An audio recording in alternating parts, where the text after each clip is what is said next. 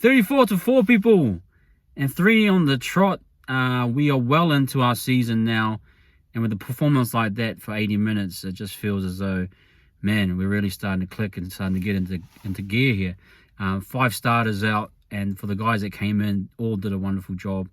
It's just exciting. But guys, if you are here for the first time at wahsup TV, please give us a like and please give us a subscribe for more New Zealand Warriors content. Appreciate you guys here. Look, guys, going off the top here, I'm in a random car park. I found a bit of free time to share my thoughts, and it's probably a good time now before the team list comes tomorrow. But mate, what a performance! I go back to my previous previews and reviews and talking about, you know, the team's looking for a complete 80-minute performance, and I felt that overall was really, really good.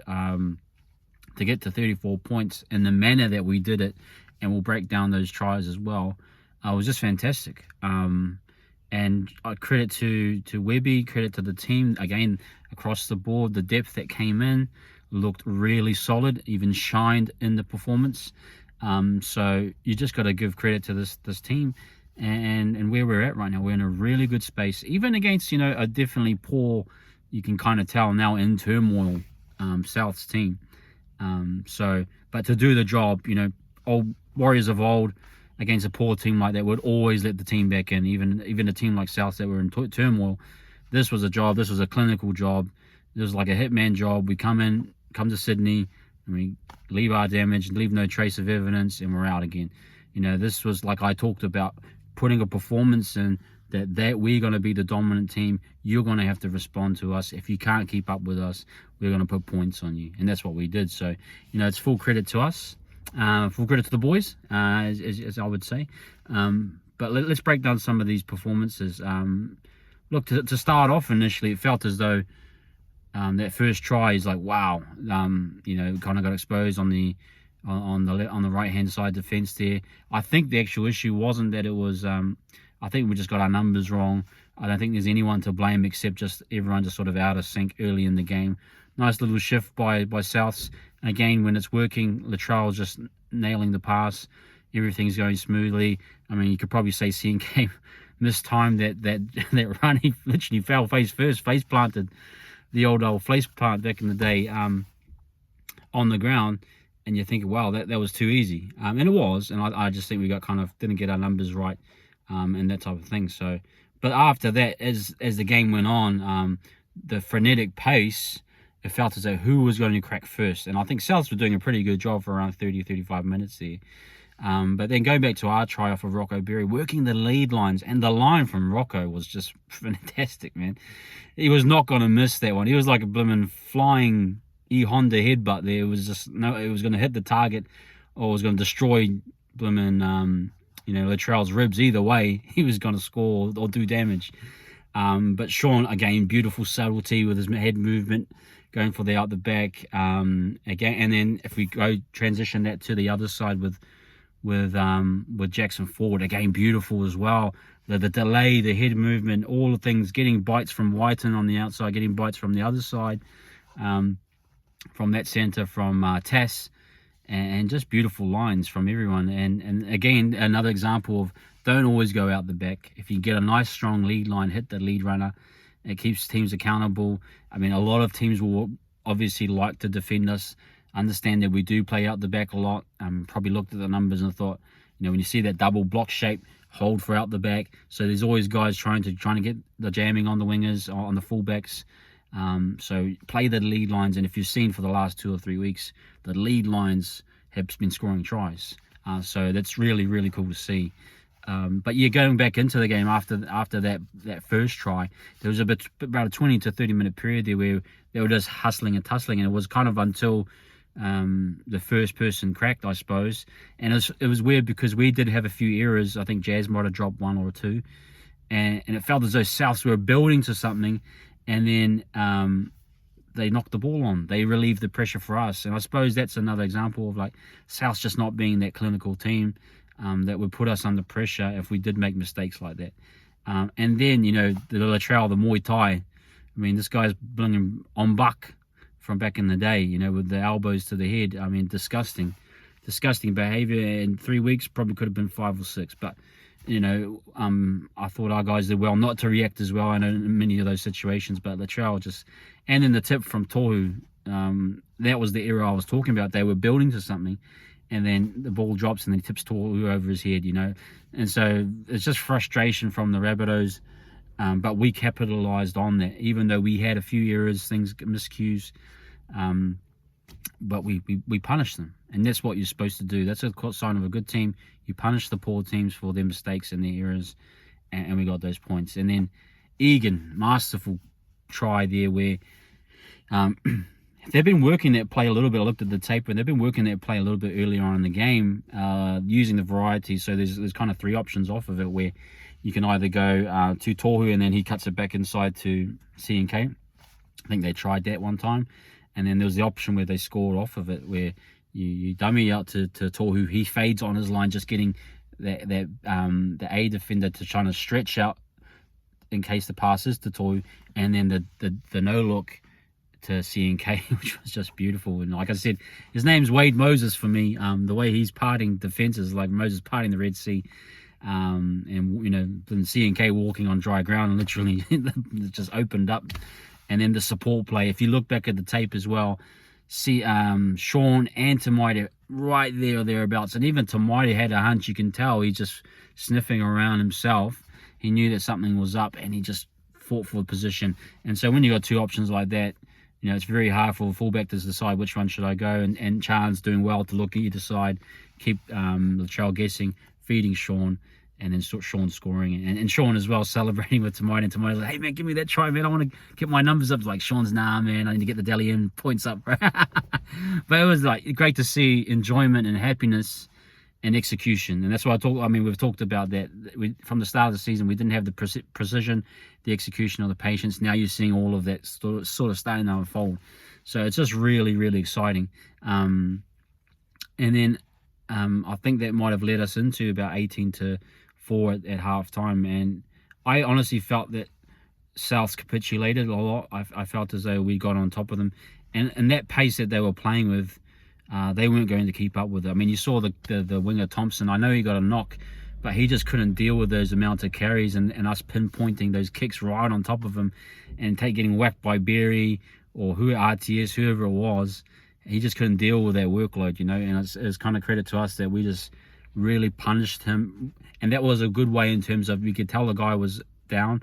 We punished him by continuing to go to him, and that kind of almost slowed them down because his carries were not strong in that first tackle, and then vice versa.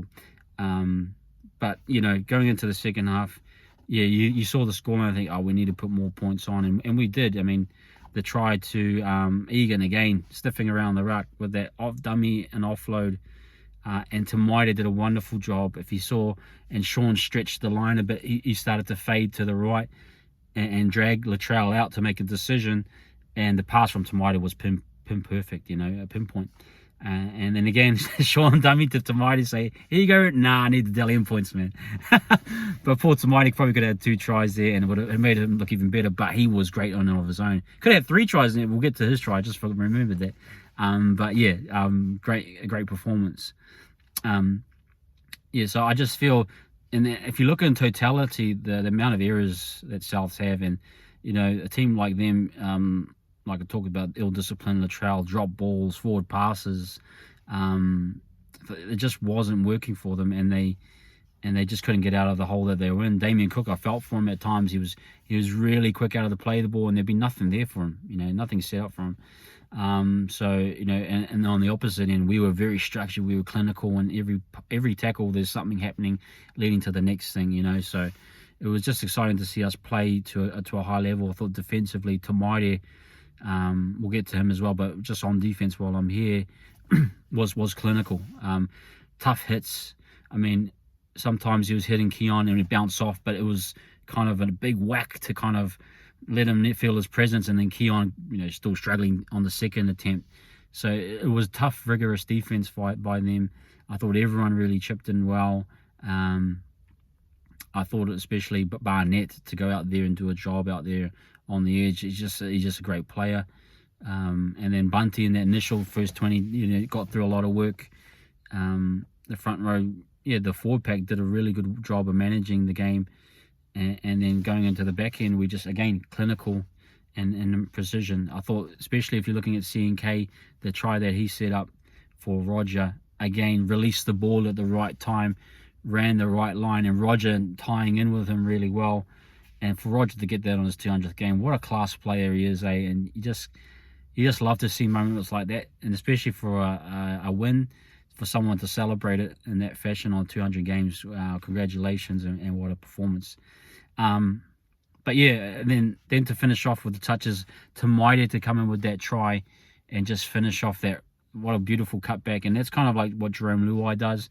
If you can see the shape maybe not set well, take a risk and cut it back inside. Keep all parts of the defensive line honest, and good things will happen. So, and credit to him. What an amazing game. Could have had 3 tries, like I said. Defensively sound. 1% is support play. Look back at the tape and see where he's positioning himself in these support play runs. He's like right there or thereabouts. He's really sniffing around, getting around Egan, and that's what we want. We want guys to finish off these plays that Egan's creating. So I love what he's doing. But yeah, firstly, going just over the players quickly, CNK, what a performance. Just the total effort. I mean, you look at his numbers. Yes, numbers are important, but it's his personality, it's his confidence. You see structurally how important and integral he is. Again, working with Egan, that cohesion that he's got going to get these line breaks, to get in support, to position himself, in good spots defensively. Webby's been big on, a fullback isn't just about meters out of your own end, it's positioning, how you thicken the defensive line. So putting himself in spots around the ruck or wherever it may be to kind of keep defenses confused as to numbers and keep them guessing and maybe saying, I don't want to go into that space because CNK's there. So he's doing a lot of that type of work, and it's just great to have him back. Roger on the wing, I thought was a great move. Upon reflection, better than Pompey, I would say, obviously. And Rod just class to be able to, I think we saw that from him making way for Reece Walsh. But to continue to do that and be moved around when, you're trying to be training as a centre, when injuries come up in such short notice, to be able to transition like that is just a credit to him. I just think what an amazing guy he is, to be able to be humble and effective in everything that he does. Rocco Berry, what a monster game from him. Kept Whiten quiet, and there was a few of those ones where Whiten got on the outside and he chased it down. It was like a sniper shot Whiten there. There was like it was like shooting a deer. And no disrespect to animals, people that love animals, but it was like shooting a deer or a horse, and he just dropped. It cracked me up how good, effective his legs tackles are, man. They are just amazing. And then he's just starting to find a rhythm in all elements of the game. So I love what his work was. Pompey again, solid, consistent in what he does. You look at Pompey's carries and sometimes think, oh man, that is, it's not the same as Roger or same as other people, but man, he just chews through the work. Pompey has probably got a high work rate, and if we looked at his numbers, probably reveals how hard he works as a player. Just looks different, and not to say it's not effective, it is effective in its own way. Montoya, I thought, rock solid, consistent game for him. Didn't panic, didn't do anything that I was out of place. Sean, amazing kicking game again. Really patient, Sean. He's just so grown as a person and as a player. He's just sticking to the system and structures that are in place and doing a pinpoint, kicking accuracy, setting up those tries like he is on the edge. We're just so grateful to have him. Tamaiti, a massive game. Talked about it a little bit. But you're thinking now, makes sense now. And to be honest, I was a bit hard on him. I thought now, upon reflection, for him to come back in that situation, you thought he came back in the Dolphins last year. It was a throwaway game. And then the next game he's partnered up with Walker. He's not a kicker. He's more of a 5'8", running 5'8". That wasn't the best situation to come into. Yes, did well against the Knights with Sean back, obviously, and get beaten by the Broncos in that fashion. And he caught a lot of hate for that. But to come in now, looks his body's well. He's looking really fit, strong, and to put on a performance like that, you're confident now that we can go on a run here with him beside Sean. And again, like, we've got to recognize that he's got such a different style and different way of looking at the game. Sometimes he's coming in support play, sniffing around there. Sometimes he sees himself as a lead runner. He's willing to take a hit in front of a defensive line off a short ball. And then there's feeding the outsides. There's other things that he sees himself as, he just sees the game differently. And each of them, CHT, Metcalf, they all see the game a little bit differently. But it's nice to see what Tamaiti brings and how he can help the team.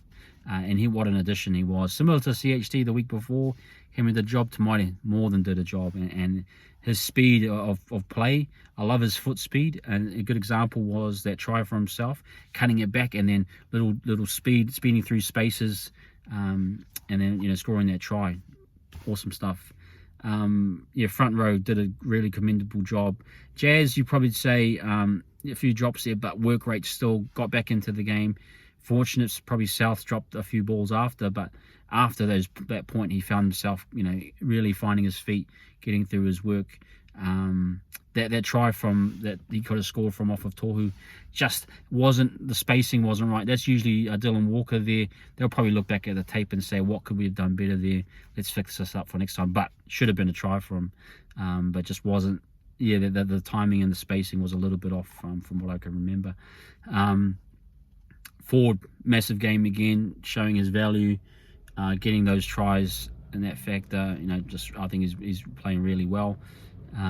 Barnett, great. Tohu, the glue man, as always. Ale was great off the bench. I thought he was really, really good. Those hit ups off of kickoffs, man, he was powering through Keon, just bumping him off. His physicality has grown. You can tell he's more physical and can bang with the big boys a little bit more, definitely a bit more this year. So I'm loving his work rate, loving the work that he's doing. And then Laban, man, nice little shift there. He's a physical presence too, man, and he's going to grow into himself. Love the little social media clip about him. A guy that he says, I haven't come from the trenches, but I've seen examples of people that I don't want to be, and I try not to be there. And good on him. He's got his own story. Looking forward to him developing. There's something there with that kid, man. I can feel it. I think he's high in the pecking order in terms of not just back row cover, but in terms of a valued player that Webby can see. I'd be no surprise if he's back out there again very soon. Yeah, and then CHT, I thought played wonderful in terms of, again, just sharpening things up. Coming in for 10 or 15 minutes and just being quick with the ball.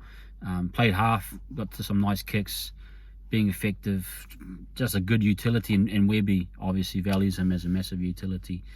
For Souths, yeah, again, I just harken back to that point that they're a team in turmoil. Demetriu's lost the plot, I think, or he's lost the dressing room for sure. Guys like Toady Walker and the way that they play, the grubby way they play, it just, for me, is just unacceptable, and they need to be accountable for that. But they're just a team in turmoil, and hopefully we can just, really carry on from there. For them, hey, sort yourself out. But for us, we did a job, 80-minute performance. We go into Manly, who are coming off of a massive win against Panthers with confidence, a team that we do struggle with, a team that I think are more than willing to get in the grind with us. They will want to test our edges. They'll want to test us on defence. They'll be probably definitely more patient. They're more equipped to beat us, or even to get in a close game. Cherry Evans always is on game when he comes over to Mount Smart. Be a massive game, but we'll break that one down later on. But 3 on the trot. Team's in a good spot mentally. The guys, the backup guys, 5 starters out, and it didn't look like we missed a beat. Credit to Webby, credit to everyone doing a great job. Let's carry the song, and we'll do the preview for the Eagles sometime this week once the team list comes out. I'll be at the game. Can't wait to get up there and watch it. The boys, be a massive game, and hopefully we can keep the run going. But thanks, guys. If you've been here and enjoyed the content, thank you. Please give us a like and subscribe to wahsup TV, and hope you enjoy the rest of your week. Peace.